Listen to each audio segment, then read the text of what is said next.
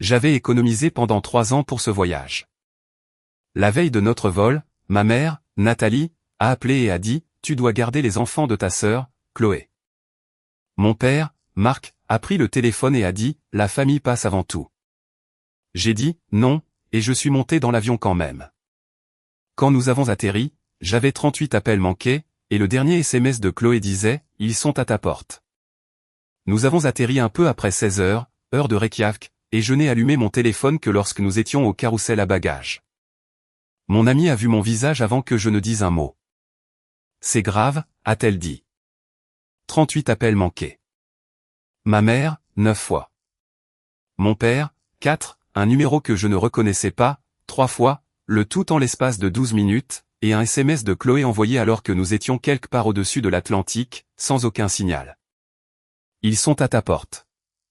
Je suis resté là, tenant mon téléphone comme s'il allait s'expliquer si je le fixais assez longtemps.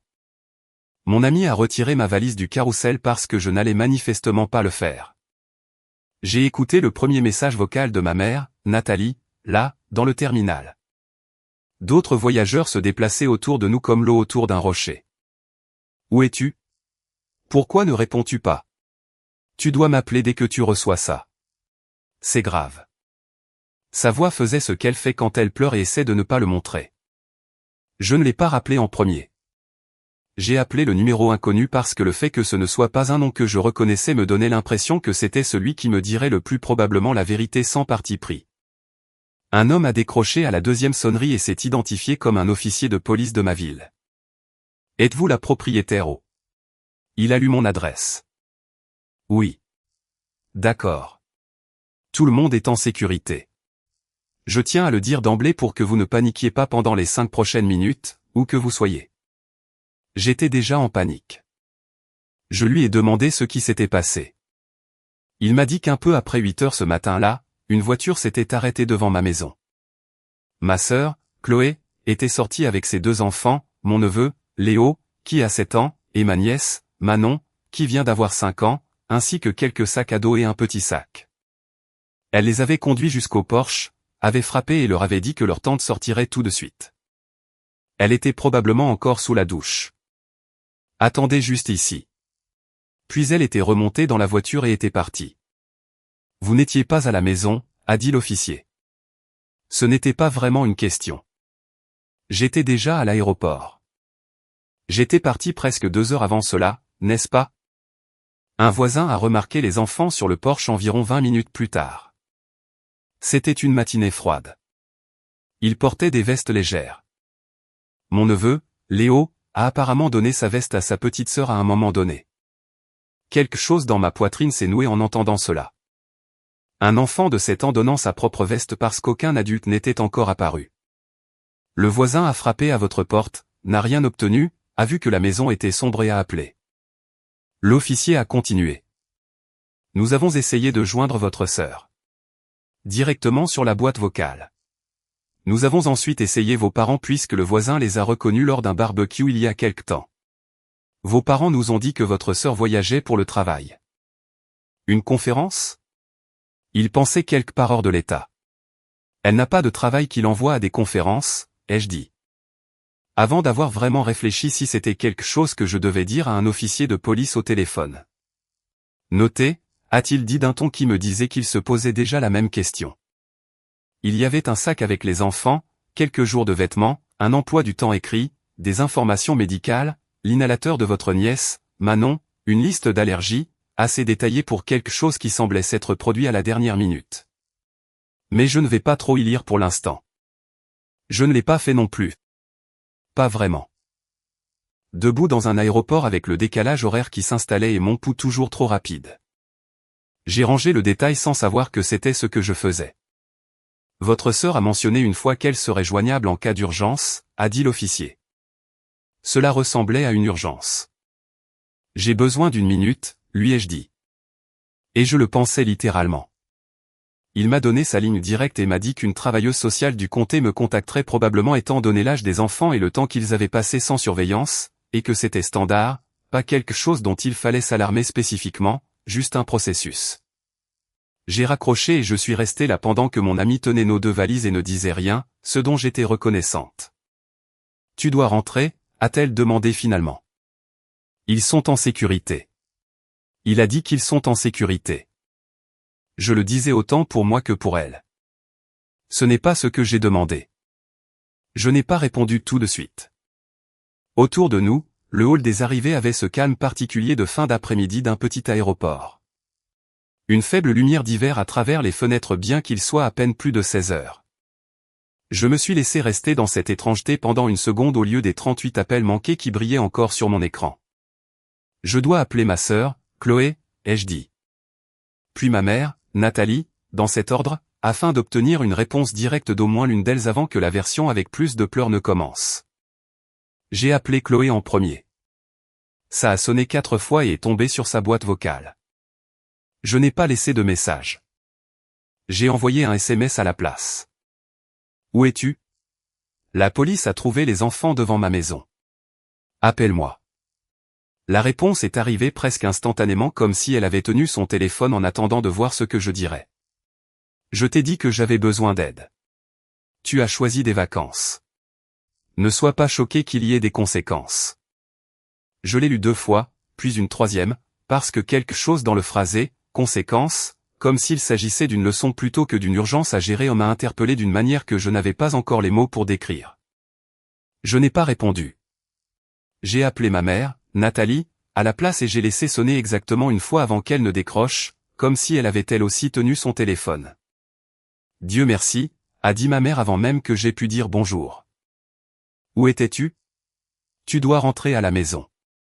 Comprends-tu ce qui se passe en ce moment? Je sais ce qui se passe. J'ai déjà parlé à l'officier. Alors tu sais que les enfants de ta sœur, Chloé, étaient assis sur le porche d'un étranger. Le mien? Mon porche? Ma maison pendant 20 minutes seule dans le froid parce que tu n'étais pas là. Je n'allais jamais être là, ai-je dit. Je vous l'ai dit il y a 1 mois. Je vous l'ai dit à vous deux et je lui ai dit à elle. Il y a eu une pause, le genre qui en dit plus que tout ce qui vient après. Puis ma mère a pivoté comme elle le fait toujours lorsqu'un fait atterrit quelque part où elle ne peut pas argumenter directement. Ta sœur, Chloé, traverse quelque chose. Elle avait besoin d'aide et tu n'étais pas joignable. Elle a laissé ses enfants devant une maison qu'elle savait vide. Ce n'est pas avoir besoin d'aide. C'est un plan. Ne sois pas dramatique. Je ne suis rien de tout cela. Je décris ce qui s'est passé. La voix de ma mère a baissé d'un ton qu'elle utilise quand elle veut que quelque chose sonne comme de la sagesse au lieu de la pression. Tu comprendras un jour ce que signifie avoir des gens qui comptent sur toi. Des gens comptent sur moi en ce moment, ai-je dit. L'officier, les enfants probablement, si quelqu'un a pris la peine de leur demander ce dont ils ont besoin. Tu es celle qui ne le fait pas, ce que tu décideras ce soir n'aura pas d'importance, a-t-elle dit doucement et étrangement, presque à elle-même. Tu verras. Je ne lui ai pas demandé ce qu'elle voulait dire par là. J'étais trop fatigué et trop loin de chez moi et trop occupé à essayer de ne pas pleurer au milieu d'un aéroport pour poursuivre une phrase étrange dans une conversation qui en avait déjà beaucoup. J'ai laissé tomber. Je ne me souviendrai pas exactement à quel point cela sonnait étrange avant bien plus tard, quand j'aurai une raison de la réécouter dans ma tête avec des informations différentes à côté. Mon père, Marc, lui a pris le téléphone à ce moment-là. J'ai entendu le passage de main, la demi-seconde étouffée où ils se disputaient pour savoir qui devait parler. La famille passe avant tout, a-t-il dit. Pas bonjour, pas ça va? Juste la phrase que j'avais déjà entendue la nuit précédant notre vol, prononcée comme si elle devait atterrir différemment une 2e fois. Tu as dit ça hier, ai-je dit. Ça n'a pas marché alors non plus. Ta sœur, Chloé, a besoin de soutien. Elle a été prévenue 2 semaines à l'avance que je ne serais pas disponible. Je l'ai mis par écrit spécifiquement parce que je ne faisais confiance à personne dans cette famille pour s'en souvenir avec précision si je le disais seulement à voix haute. Quel écrit? Un email. Je l'ai envoyé à maman, Nathalie, et à elle, Chloé, 1 mois avant le vol. Date, heure, une ligne qui disait « Je ne serai pas disponible pour la garde d'enfants de quelque nature que ce soit pendant cette période ». Elle a répondu par un pouce levé. Aucun de vous n'a répondu du tout, ce que j'ai pris pour signifier que vous l'aviez lu. Silence. Un vrai silence cette fois, pas le genre stratégique. Je ne me souviens pas d'un email, a dit mon père, Marc, finalement. Je l'ai toujours, ai-je dit. Je peux vous le transférer tout de suite si cela vous aide à vous souvenir. Ce n'est pas nécessaire. Je pense que ça pourrait l'être, ai-je dit, et j'ai raccroché avant qu'il ne puisse transformer cela en une dispute sur le ton au lieu du contenu. Mon ami me regardait avec une expression qui essayait très fort d'être neutre. Ça va? Je ne sais pas encore. J'ai ouvert l'email sur mon téléphone là, dans la file d'attente des voitures de location, en partie pour m'assurer qu'il disait toujours ce dont je me souvenais, et en partie parce que j'avais besoin de tenir quelque chose de solide pendant une seconde. Il était là. Horodaté un peu plus d'1 mois plus tôt. Envoyé à mes 2 parents et à ma sœur, Chloé. Objet, date Islande. Veuillez lire. Le corps était court. La ligne concernant la garde d'enfants était son propre paragraphe, en gras, parce que je craignais sincèrement qu'elle ne se perde dans une famille spécialisée dans la perte de choses qu'elle trouvait gênantes. La réponse de Chloé, une ligne en dessous, un emoji pouce levé. Rien d'autre.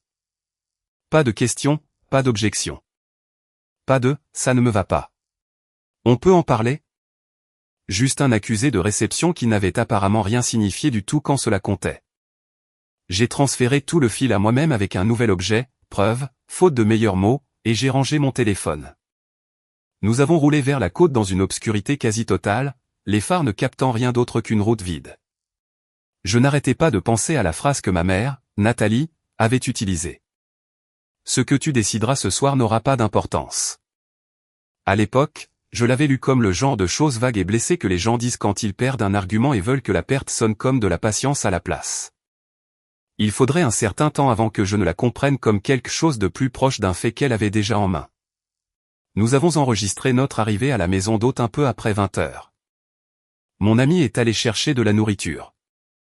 Je me suis assise sur le bord du lit et j'ai rappelé ma sœur, Chloé. Principalement parce que j'avais besoin d'entendre ce qu'elle dirait ensuite, même si je soupçonnais déjà que je ne la croirais pas. Elle a décroché à la 5e sonnerie. Quoi, a-t-elle dit d'une voix plate. Comme si c'était moi qui lui avais fait quelque chose. Où es-tu? Pas quelle conférence. Où est-ce que ça importe? Les enfants étaient sur mon porche pendant 20 minutes dans le froid. Oui, ils allaient bien. Tu agis comme s'il leur était arrivé quelque chose. Quelque chose leur est arrivé. Ce n'est pas parce que ce n'était pas la pire version possible que ce n'était pas quelque chose qui s'est passé. Elle est restée silencieuse et quand elle a reparlé, sa voix avait changé pour quelque chose de plus prudent, de plus répété. J'ai eu une urgence. Je pensais que tu serais encore là ou que maman pourrait t'aider. Je ne suis pas parfaite. C'est ce que tu veux entendre? Je veux entendre où tu étais réellement. Des complications liées au travail. Je ne veux pas en parler au téléphone. Tu n'as pas de travail qui t'envoie à des conférences, ai-je dit, répétant ce que j'avais dit à l'officier. Principalement pour voir ce qu'elle en ferait. La ligne est devenue silencieuse d'une manière différente cette fois. Pas blessée. Calculatrice. Je dois y aller, a-t-elle dit et elle a raccroché avant que je puisse demander autre chose. Je suis restée assise, tenant le téléphone. Quelque chose ne collait pas, et je n'avais pas encore assez de pièces pour dire quoi, seulement que la forme de l'histoire ne cessait de changer légèrement chaque fois que quelqu'un de nouveau en racontait une version. La travailleuse sociale a appelé le lendemain matin, heure d'Islande, ce qui signifiait qu'il était encore au milieu de la nuit chez moi pour tout le monde sauf elle.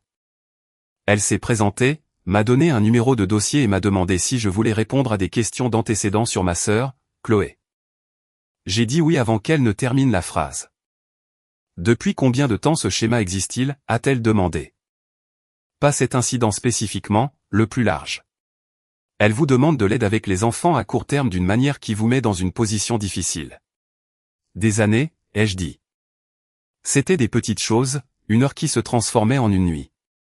Je me disais que c'était juste sa façon de fonctionner quand elle était stressée.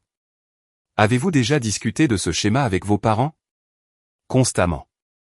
Ils l'ont toujours présenté comme mon refus d'aider la famille, jamais comme elle faisant quelque chose qui devait être abordé. C'est utile, a-t-elle dit cliniquement plutôt que sympathiquement. Je serai honnête, le sac préparé me semble étrange. Un emploi du temps, des informations médicales, quelques jours de vêtements. Ce n'est généralement pas ce que quelqu'un prépare au milieu d'une crise soudaine. J'ai remarqué ça aussi, ai-je dit. Bien que la vérité soit que je ne l'avais vraiment remarqué qu'une fois qu'elle l'avait dit à voix haute. Ni moi. Bon. Je voulais juste signaler que nous y prêtons attention. Elle a demandé le fil de l'email. Je le lui ai transféré pendant que nous étions encore au téléphone. C'était un mois auparavant, a-t-elle dit. Cela établit que vous avez donné un préavis clair et écrit bien à l'avance et qu'il a été reconnu, même minimalement. Est-ce important qu'elle n'ait envoyé qu'un pouce levé? Il est important qu'elle ait répondu du tout et n'ait pas objecté à l'époque. Si cela avait été vraiment inévitable, je m'attendrais à une certaine communication plus proche de votre départ. Une tentative de renégociation. Je ne le vois pas encore. Je vais lui demander directement. Nous avons brièvement parlé de logistique. Elle parlerait à ma sœur, Chloé, à mes parents, Nathalie et Marc, et éventuellement au père des enfants, et voulait que tout élément pertinent lui soit envoyé, aussi mineur soit-il. Après avoir raccroché, je suis restée assise avec mon café qui refroidissait et j'ai pensé à mon neveu, Léo, et à ma nièce, Manon, réveillés quelque part dans une maison qui n'était ni la mienne ni la leur. J'ai envoyé un SMS à leur père, à qui je n'avais pas parlé directement depuis plus longtemps que je ne pouvais facilement le situer. Les enfants vont bien? J'ai entendu ce qui s'est passé. Je ne suis pas à la maison en ce moment, mais je veux savoir qu'ils vont bien. Il a appelé au lieu de répondre par SMS, ce qui m'a un peu surprise. Ils sont avec moi, a-t-il dit. La travailleuse sociale me les a confiés hier après-midi une fois que les choses ont été réglées. Ils vont bien physiquement, un peu secoués. Je peux leur parler? Oui, attendez. Il y a eu un bruit de froissement, une porte, la voix de mon neveu, Léo, soudain plus proche du téléphone, prudente de la manière spécifique que les enfants adoptent quand ils ne sont pas sûrs d'être en difficulté. Salut, a-t-il dit. Salut, mon grand. J'ai entendu dire que tu avais eu une matinée un peu difficile hier. Maman a dit que tu serais là. Je sais que je n'y étais pas, et je suis désolé que tu aies dû attendre dehors. Ça n'aurait pas dû t'arriver. Il faisait froid, a-t-il dit comme s'il rapportait un fait plutôt que de se plaindre. Je lui ai donné ma veste. J'ai entendu dire que c'était très gentil de ta part de faire ça pour ta sœur. Il y a eu une pause, le son de lui décidant s'il devait dire la suite. Maman a dit que ça n'aurait pas d'importance que tu sois là ou non. Elle a dit que tu nous laisserais probablement entrer de toute façon, même si tu étais en colère. Je suis resté très immobile sur le bord du lit, les rideaux de la maison d'hôte laissant entrer une fine ligne grise de matin qui ne ressemblait pas du tout à un matin. Quand a-t-elle dit ça, ai-je demandé, en gardant ma voix aussi égale que possible pour un enfant de 7 ans qui n'avait rien fait de mal. Je ne sais pas. Avant qu'elle ne le dise plusieurs fois, en fait, que tu craquerais. Craquerais. Pas un mot qu'un enfant de 7 ans invente tout seul. Un mot qu'il avait entendu d'un adulte et absorbé sans savoir exactement ce qu'il véhiculait. D'accord, ai-je dit. Tu n'as rien fait de mal. Tu le sais, n'est-ce pas? Rien de tout cela n'était à cause de toi ou de ta sœur. Je sais, a-t-il dit, bien que la platitude de sa voix suggère qu'il ne le croyait qu'à moitié. Comme les enfants le font quand les adultes leur disent la chose sensée plutôt que la chose qui a réellement un sens. Son père a repris le téléphone une minute plus tard après que ma nièce, Manon, ait dit un rapide bonjour elle aussi. Salut, et un peu timide. Plus intéressée par un spectacle qui passait quelque part derrière elle que par l'appel téléphonique lui-même. Tu as entendu ça, a dit leur père une fois que nous étions de nouveau seuls. J'ai entendu. Pour ce que ça vaut, je ne pense pas que ce soit spontané de sa part. Elle m'a dit des choses ces dernières semaines qui ne collaient pas à l'époque. Je n'y ai pas vraiment prêté attention. J'aurais probablement dû. Quel genre de choses? Rien de suffisamment spécifique à répéter pour que cela ait un sens pour l'instant. Juste qu'elle te mentionnait, ton voyage, sur ce ton, comme si elle savait déjà comment ça allait se passer avant que ça n'arrive. Je l'ai remercié, lui ai dit de me tenir au courant, et j'ai raccroché, me sentant comme si on m'avait remis une pièce de plus d'une forme dont je ne pouvais toujours pas voir clairement le contour. Le « craquerait » de mon neveu, Léo, était à côté du « ce que tu décideras ce soir n'aura pas d'importance » étrange et silencieux de ma mère, Nathalie. Et les deux ensemble ne me semblaient plus être une coïncidence. Ils semblaient être deux personnes différentes décrivant le même plan depuis deux pièces différentes. La travailleuse sociale a rappelé 2 jours plus tard, et cette fois il y avait quelque chose de presque apologétique dans la façon dont elle a ouvert la conversation.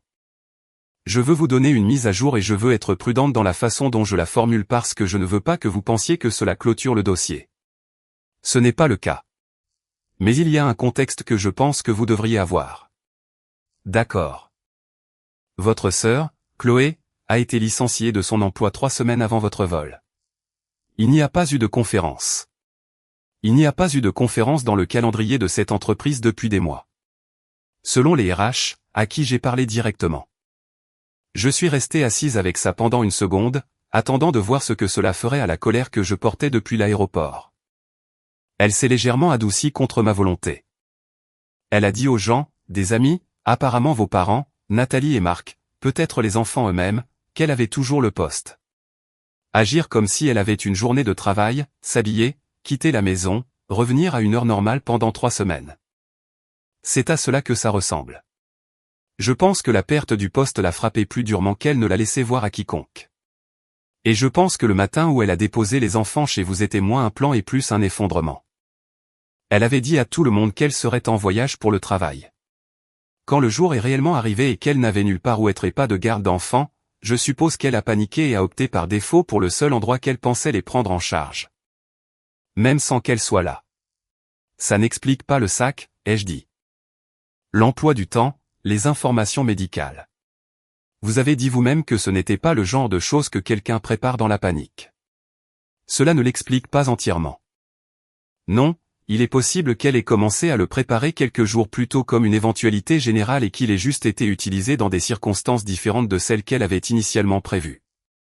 Je veux être honnête, je n'ai pas encore de réponse complète pour cette partie. Je voulais que vous ayez les informations sur l'emploi parce que je pense que cela change la teneur de tout cela même si cela n'efface pas ce qui s'est passé. Après avoir raccroché, je me suis allongé sur le lit de la maison d'hôte et j'ai fixé le plafond en bois bas pendant longtemps. 3 semaines sans emploi. 3 semaines à s'habiller pour une vie qui n'existait plus. Rentrer à la maison chez des enfants qui n'avaient aucune idée que les matins de leur mère étaient devenus une performance.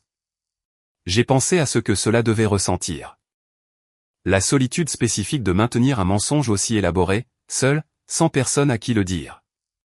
J'ai appelé ma mère, Nathalie, ce soir-là, non pas pour m'excuser, mais parce que je voulais entendre comment elle en parlerait maintenant qu'il y avait une version de l'histoire qui rendait ma sœur, Chloé, désespérée au lieu de calculatrice. Elle a perdu son travail, a dit ma mère, Nathalie, avant même que je ne l'aborde. Comme si elle avait attendu l'excuse de le dire à voix haute à quelqu'un qui pourrait enfin le recevoir comme elle le voulait. Comprends-tu à quel point cela a dû être humiliant pour elle? Elle ne savait pas comment le dire à personne. Elle essayait de tout maintenir ensemble toute seule. Je comprends que c'est difficile, ai-je dit. Je ne comprends pas pourquoi cela signifiait laisser 2 enfants sur un porche au lieu de m'appeler ou de vous appeler ou d'appeler leur père et de dire simplement la vérité. Aurais-tu répondu honnêtement si elle t'avait dit la vérité? Ou l'aurais-tu jugé comme tu la juges en ce moment? C'était une question juste, et cela m'a tracassé plus que je ne voulais l'admettre. Aurais-je été plus sympathique à son échec qu'à sa dissimulation? Probablement, presque certainement. Je suis resté avec cet inconfort pendant une seconde avant de répondre. Je ne sais pas, ai-je dit honnêtement. Mais ce n'est pas vraiment la question. La question est de savoir pourquoi le plan, quel qu'il ait été, dépendait d'enfants assis dehors dans le froid au lieu d'un adulte décrochant un téléphone. Ma mère, Nathalie, est devenue silencieuse au lieu de répondre. Elle a honte. Ce n'est que cela. Les gens font des choses étranges quand ils ont honte. Peut-être, ai-je dit.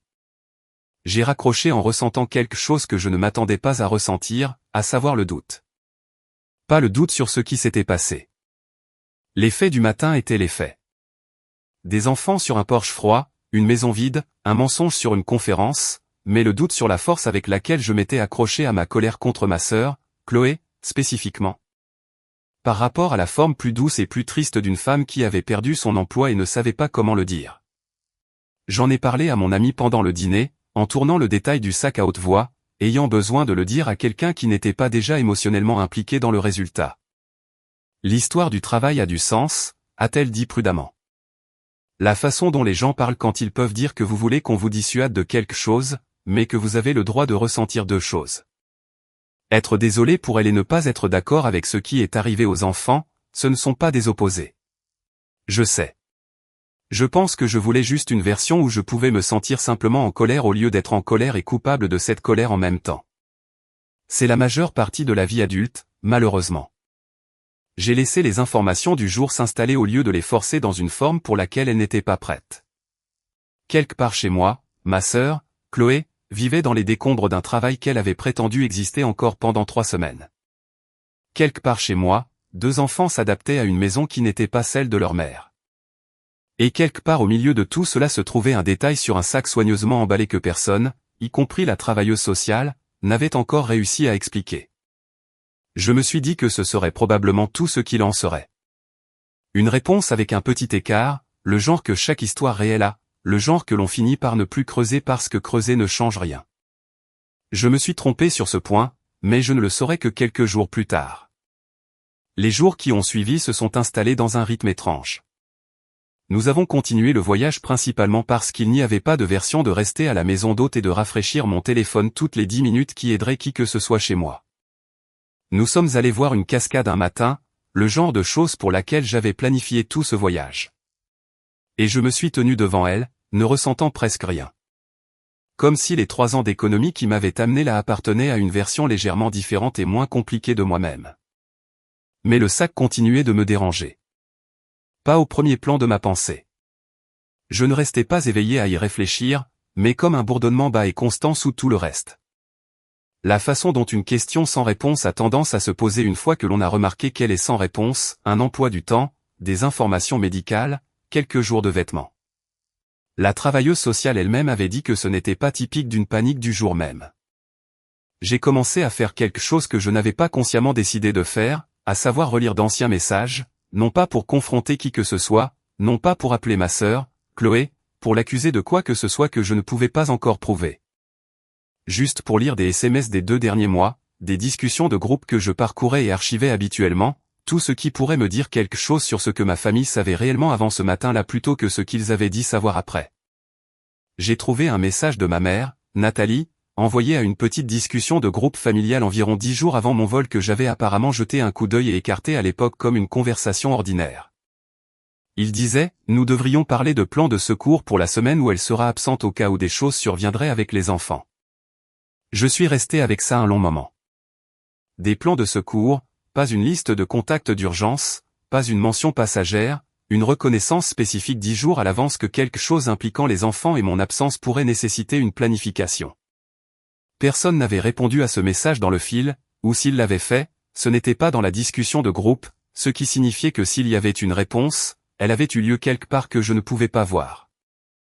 J'ai de nouveau envoyé un SMS au père des enfants, soigneusement, en essayant de ne pas l'influencer, juste en lui demandant si ma mère, Nathalie, lui avait déjà parlé de plans de garde d'enfants de secours pour cette semaine-là.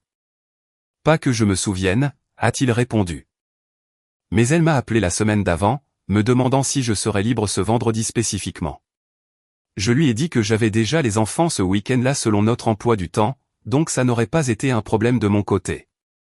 Quoi qu'il en soit, je n'ai pas vraiment réfléchi à la question à l'époque. Je lui ai demandé s'il avait toujours cet appel enregistré, juste le fait, pas un enregistrement. Et il m'a envoyé une capture d'écran de son journal d'appel. Un appel de ma mère, Nathalie, de 11 minutes. 9 jours avant mon vol, 9 jours avant, pas le matin même, pas même la semaine même, 9 jours, une conversation complète sur un vendredi qui s'est avéré être le vendredi exact où ma sœur, Chloé, a fini par laisser les enfants sur mon porche. Je n'ai encore rien dit à ma mère, Nathalie. Je n'ai rien dit à ma sœur, Chloé, non plus. Je suis resté avec la capture d'écran et le message de discussion de groupe et le commentaire de la travailleuse sociale sur le sac. Et j'ai commencé à comprendre que je n'avais plus affaire à une décision paniquée. J'avais affaire à quelque chose qui avait été discuté sous une forme ou une autre pendant au moins 1 semaine et demie avant que cela n'arrive. Une discussion dont je n'avais pas fait partie parce qu'il ne s'agissait pas de savoir si le plan allait se réaliser. Il s'agissait de la logistique, en supposant qu'il le ferait. J'ai appelé la travailleuse sociale au lieu de quiconque dans ma famille. Je lui ai parlé du message de groupe et de l'appel au père des enfants et j'ai pu entendre quelque chose changer dans sa voix alors qu'elle l'enregistrait. C'est significatif. Elle a dit, une conversation sur des plans de secours 9 jours avant est différente d'une réaction d'urgence le jour même. J'aimerais des copies des 2 si vous pouvez les envoyer. Je peux. Je vais aussi vouloir voir s'il y a un schéma de communication plus large ici qui n'est pas encore apparu. Parfois, dans des cas comme celui-ci, une fois que vous trouvez un fil qui était planifié plutôt que réactif, il y a plus en dessous. Je voudrais que votre mission demande formellement les relevés téléphoniques de votre sœur, Chloé, et de votre mère, Nathalie, spécifiquement autour des 2 semaines précédant l'incident.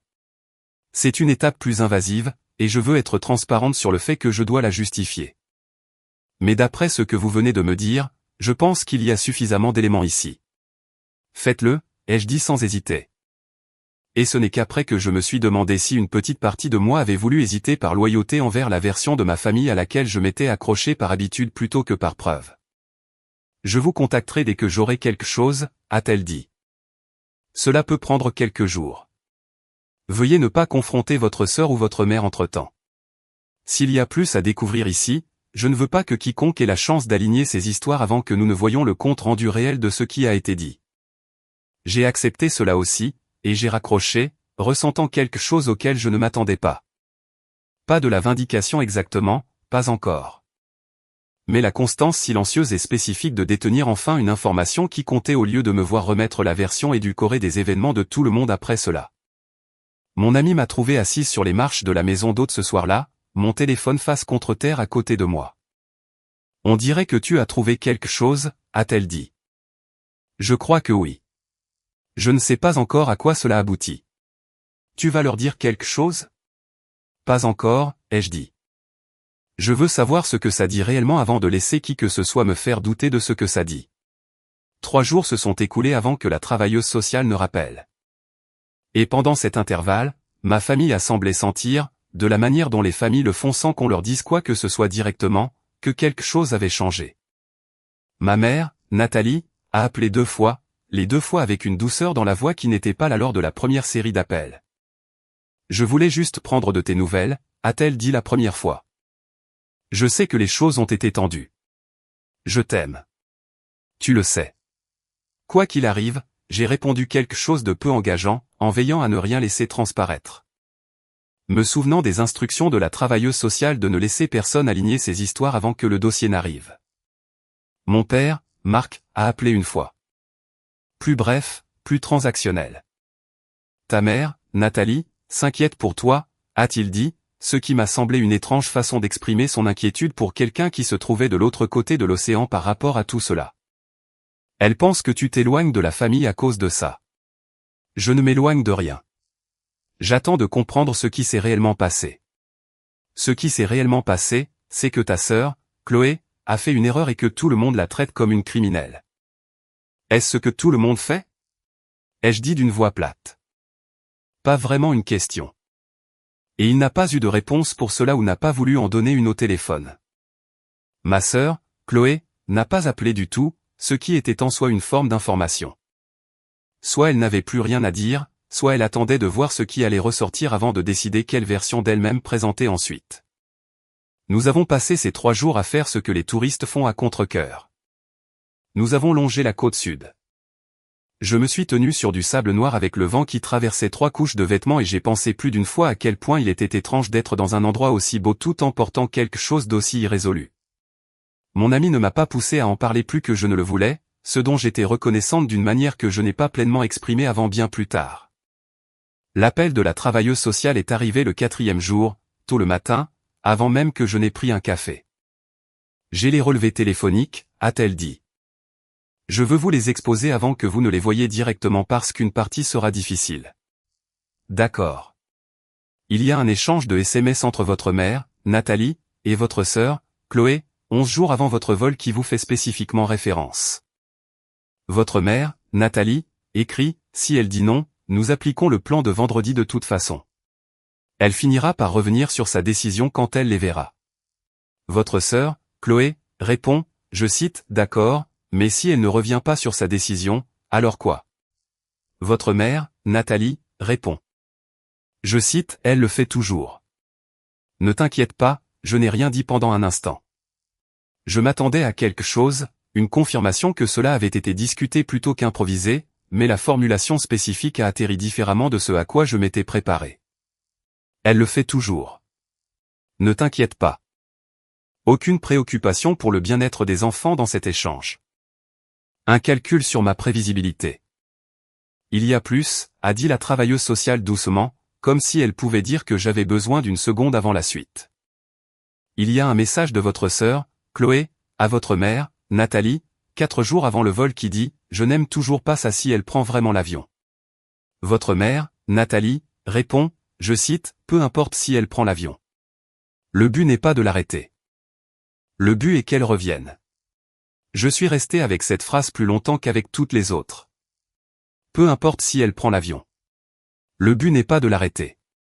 Je ne comprends pas, ai-je dit, bien qu'une partie de moi commençait déjà à comprendre, juste plus lentement que je ne le voulais. Si le but n'était pas de m'empêcher de partir, alors quel était le but? Je pense, a dit la travailleuse sociale prudemment, que cela n'a jamais vraiment concerné votre voyage du tout. Pas de la manière dont cela vous a été présenté. Je pense qu'il s'agissait de vous prouver quelque chose, à vous et à votre sœur, Chloé, et peut-être aussi au sens que vos parents, Nathalie et Marc, ont du fonctionnement de la famille. Que vous ayez pris l'avion ou non, le plan était que les enfants finissent chez vous sans que vous soyez là. Si vous aviez annulé, ils vous auraient eu présente et obéissante. Si vous n'aviez pas annulé, ils auraient eu cela à la place.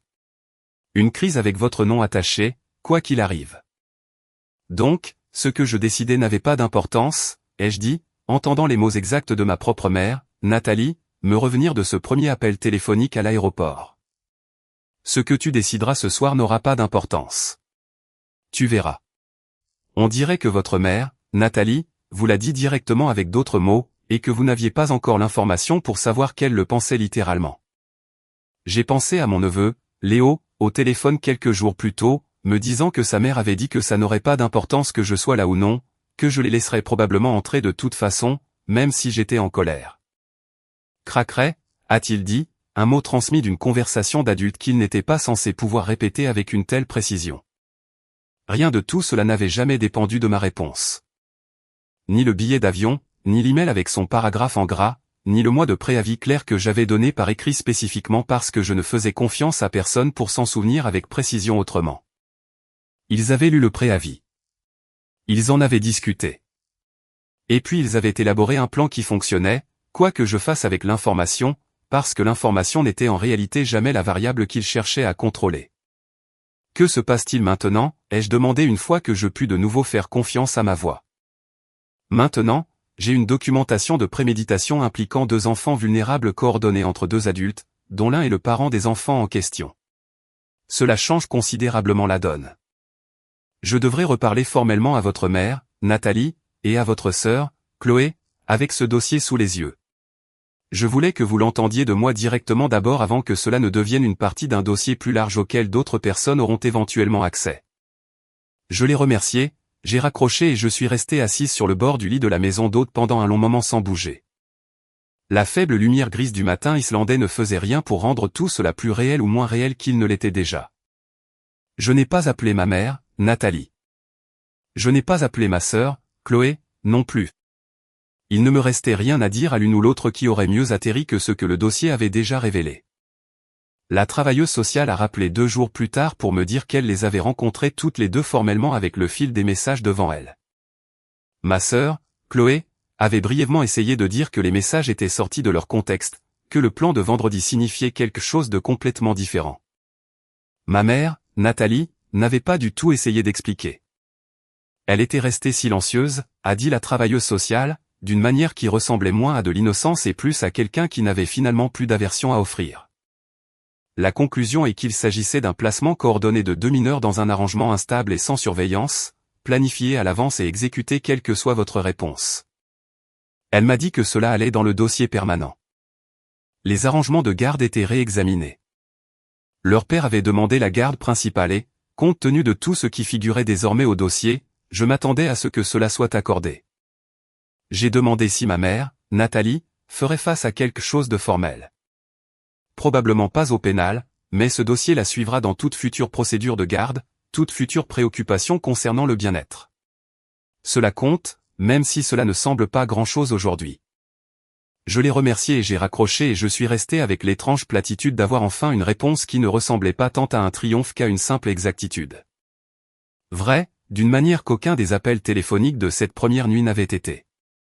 Ma mère, Nathalie, a envoyé un SMS une fois, quelques jours plus tard, je ne m'attends pas à ce que tu comprennes ce que nous essayons de protéger.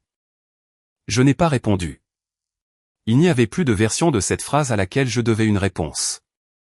Nous sommes rentrés à la maison 3 jours plus tard, comme prévu, comme je l'avais toujours planifié. Mon neveu, Léo, m'a rencontré à la porte d'entrée de son père avant même que je n'ai remonté l'allée.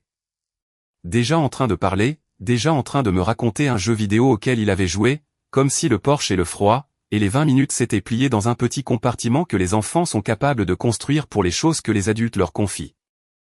Ma nièce, Manon, m'a demandé si je lui avais apporté quelque chose du voyage. J'avais un petit macaron sculpté, le genre vendu dans toutes les boutiques de souvenirs de Reykjavik. Rien de spécial, sauf que je l'avais acheté avant que tout cela n'arrive. Quand je pensais que je ne rapportais que des souvenirs. J'ai toujours le message de discussion de groupe enregistré, plan de secours pour la semaine où elle sera absente, juste au cas où. Je le regarde parfois, non pas parce que j'ai besoin de me le rappeler, mais parce que c'est la phrase la plus honnête de toute l'histoire, celle écrite avant que quiconque ne sache qu'il devrait s'expliquer. Ma mère, Nathalie, n'a pas appelé depuis le SMS.